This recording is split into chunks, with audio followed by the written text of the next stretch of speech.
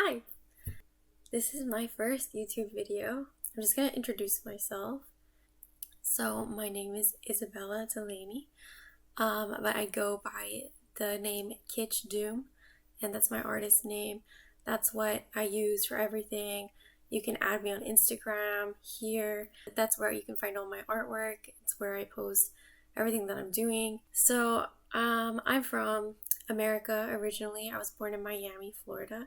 Well, I moved to Ireland when I was about 12 years old. I'm half Irish. My dad's Irish and my mother is Italian American.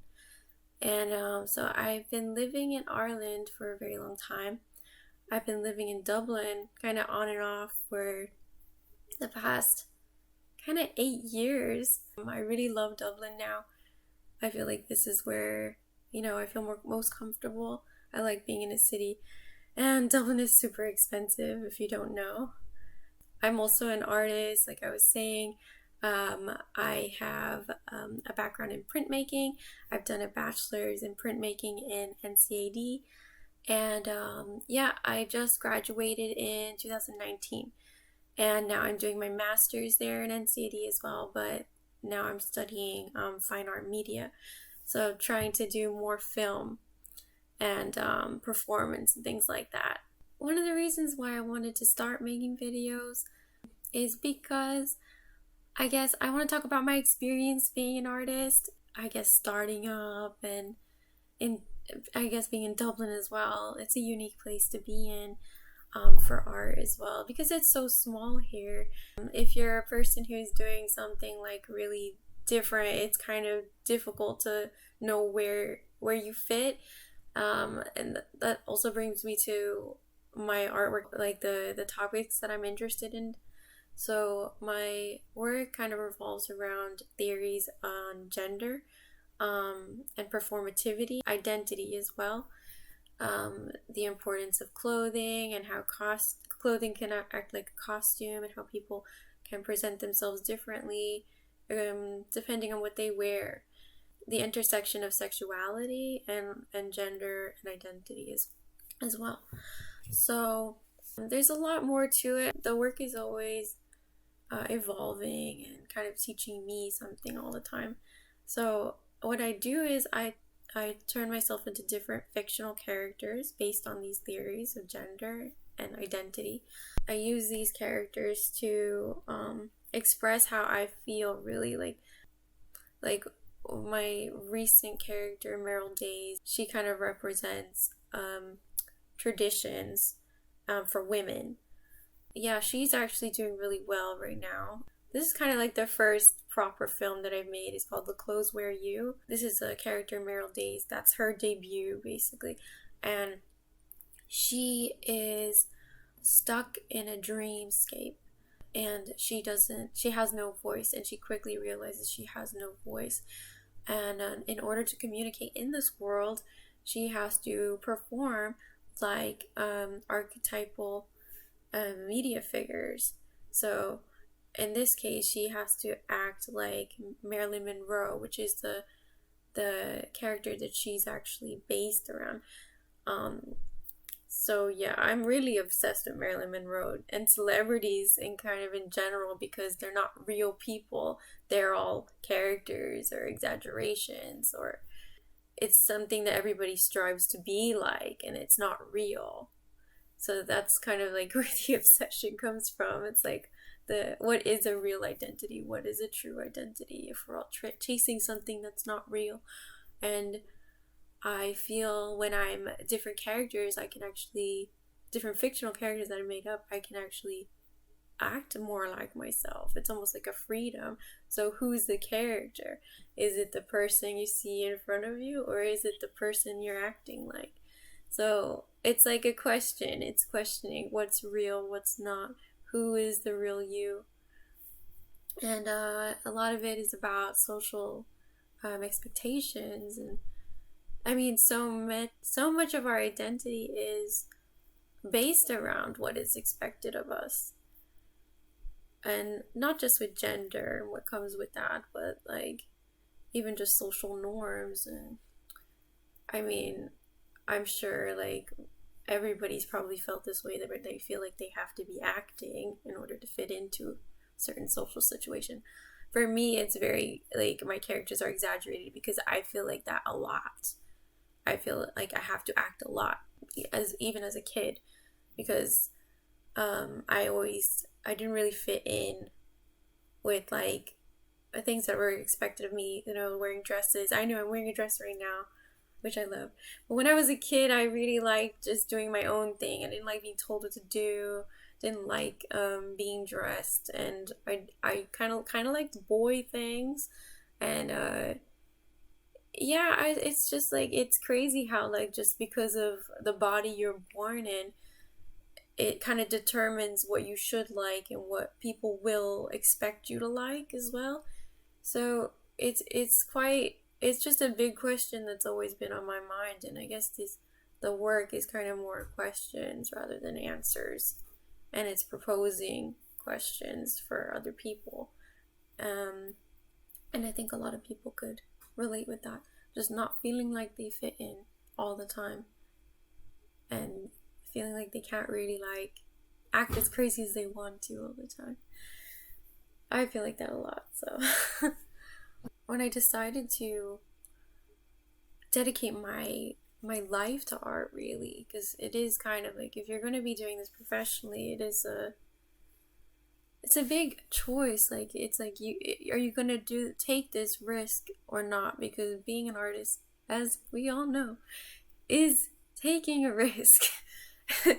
So if you want to have an interesting life, I'd say go for it. If you want I don't know, money in the bank straight away, I mean, don't do it, because like you're in it for the long haul, and it's a lot of work. That said, I wouldn't change it for the world. It's like I get to do what I love every day, and it's worth it. It's worth the work. So when I decided to dedicate myself to art, I was actually around 22 years old. And yeah, I was just listening to what everybody else wanted for a long time, and I was going through my own things. Like, life is hard for a young person, young adult, and it's hard to find yourself. So when I was 22, felt like I was ready to like dedicate myself to what I was meant to be doing. And I went to NCAD, did my printmaking course, and I fell in love with printmaking. I actually like accidentally got into printmaking, and I didn't think I'd like it, because the first thing I thought of when we thought of printmaking was lino prints, and I was like, oh God, no! Even at my interview for NCD, I was like, oh God, no! I'm not here for printmaking. I don't like print. They were like, well, why are you here? You're here for print. I think something got mixed up in the application or something. And I'm surprised I actually got in, because I was just saying, oh, I just know lino prints and I hate lino prints, so I'd rather do painting. And I got in anyway. And I was like, oh God, okay. And when I did get in, like, I was like, I'll just give it a go. Let's see, maybe I can move back to painting or something. And when I started to print, I completely fell in love with it. And I'm doing lino printing now. That's like my favorite type of printing, is relief printing. So life just really works in mysterious ways. And yeah, so after my printmaking bachelor's, it was kind of like really anticlimactic to have all these dreams and these hopes for like my graduation show and things like that. It didn't go exactly how I guess I would have liked. I mean, I got opportunities, like I got into the Irish Times, and I was thrilled with that. But then I guess I made it into such a big deal. I had all these expectations, and then you can't help but feel like, oh well, maybe I could have done more, maybe I could have done better. I think that just comes with graduating in general, but especially as an artist with high hopes. And then I was kind of like, oh God, maybe I should start thinking about doing something practical, because I wasn't seeing much else happening afterward. But then I get a call, and I get a call from Stony Road Press, and they say they want to represent me and make an edition of my print, and I'm thrilled. and now my work is actually being shown internationally. That print, and it's called Act 1 Scene 1 Gender Ends. And you can see it on their website. And it's just great to have that exposure and to be represented so like early on in my career. So it really like made me feel like, okay, you're doing something right. Don't give up. Keep going. And it was the push I needed to just motivate myself all over again. So not stopping is really important. And now I'm focusing on film, focusing on media, and performance and things in my master's course in NCAD. And I recently made that film, The Clothes Wear You, and it is getting really good reception. The film is actually like I applied for a few film awards and film festivals and things in America, and yeah, it's actually doing really well, and I'm winning things, and I had no idea I would, because when I applied, I was like, oh yeah, I'll just do it, and I accidentally like applied for way too many, and I was like, you have to spend money on these as well, so I spent money probably I shouldn't have, and thinking, oh yeah, this is a great idea. It wasn't probably a good idea, I thought the next day, and I was like, oh Jesus, why did I do this? Now it's paying off. Taking that risk has paid off, because I'm actually getting some exposure, and the film is being screened in New York at for the New Filmmakers New York Festival, and it is going to be in the Anthology Film Archives. I'm not too sure the address, but I'll put it up here somewhere. And I'm not even sure when it's going to be shown because of coronavirus, so yeah. But, I'll keep you guys updated on my social media and stuff. I want to start making videos, not only for people to kind of get to know who I am and about my work and my art and the reasons behind it, but I wanted to talk about, I suppose, being an artist, my journey, because I'm just beginning to kind of like become an artist, like a professional artist. Like I'm kind of like at this stage where I'm emerging. I hope, but it seems that way. I'm just at this in between stage where like things could happen for me, and I think it's an important stage to kind of be in, and I think an interesting stage to document as well for people who are beginning or interested in doing art, or in the same space as me. Just to follow this journey. I'd love to hear your questions or comments. If you want to just comment below, if you want to hear any advice or anything like that, I'd love to help you guys out, or just tell you my experiences in Dublin as an artist. I also want to talk about what I think is important.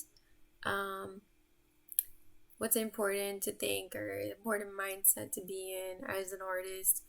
The hardest thing about being an artist is staying positive and staying in the right mindset to make work, because you can be making work all the time, but like you're making something that's a part of you.